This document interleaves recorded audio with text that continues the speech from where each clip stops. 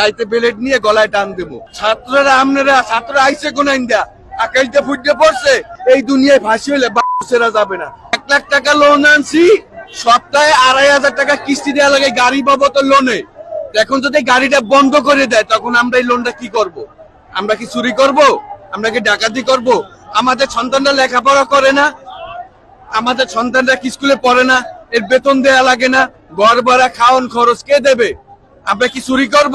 আমরা সাধারণ গরিব মানুষ, আমরা যাবো কোথায়? আমাকে কর্মস্থান দেন, কর্ম দেন, তারপরে জিনিসটা নিয়ে যান। কিন্তু এমন তো না যে সারা বাংলাদেশের মানুষের কর্মতে লাথি মারিয়া আপনারা চেয়ারে বইয়া আরামসে মুরগির রান সেরবেন, আর আমরা কি ধনসির মুখ? আমরা কি সাধারণ লোক না? আমরা এখন কি করবো জানেন? অটো বন্ধ করে রাইতের অন্ধকারে আপনাকে সুইতে দেবো। কেননা জানেন আর মুখ ভাষা খারাপ করতে আছি, রাইতে বেলেট নিয়ে গলায় টান দেবো, গলায় যা পামো লই এলাম, আমাকে সংসার চালাইতে হইবে, আমাকে বাচ্চা কাচ্চা পালতে হইবে, আমাকে স্কুল খরচ আছে, কিস্তি আছে।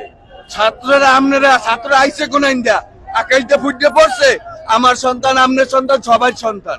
আজ কিছু জন্য আই করি, এই কামাইটা করি কিসের জন্য? সন্তানের লেখা পড়া খরচের জন্য, আমাদের বউ বাল বাচ্চা চালানোর জন্য। আপনারা যদি সেই রিজিকও বন্ধ করে দেন তাহলে আমরাও রিজিক বন্ধ করে দেবো। রাস্তাঘাটে রাস্তা ছিনতাই শুরু হয়ে যাবে, সেন্টাইমেন্টাই বন্ধ হয়ে গেছে। যারা অনেক মানুষ সেন্টাই করতো, ডাকাতি করতো, তারা এখন অটো রিক্সা চালাই খায়, শ্রম করে খায়, কেউ ক্ষতি করতে চায় না।